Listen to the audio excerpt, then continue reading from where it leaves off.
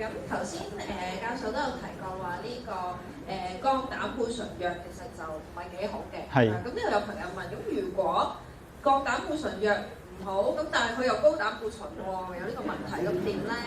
我諗我唔係好成功，我講得唔係好清楚我咧就高膽固醇係唔會影響你嘅。我唔知道佢高膽固醇係咩嘅原因啦，即係咪由於佢食咗好多糖啊，佢有糖尿病啊？如果我會忠告你咧，你會應該查咧 hemoglobin A1C， 你要 check 下咧，即係有一隻血嘅有一隻嘅血 hemoglobin 係血紅蛋白咧，係會話咗你個身體裏邊有幾多葡萄糖喺度嘅。如果你知道咧，你有好高嘅呢一個嘅數據咧，咁你咧就係由於你個身體太過多血糖，咁咧我會減血糖，我就唔會太過擔心膽固醇。我知道我唔係醫生啊，但係我都話啦，我嚟多倫多嚟香港之前咧，我同我一個好有名嘅醫生朋友講，我就問佢點解咁樣㗎？咁啊，佢就話，即係佢就話哦，啲醫生冇時間啊，咁啊嗰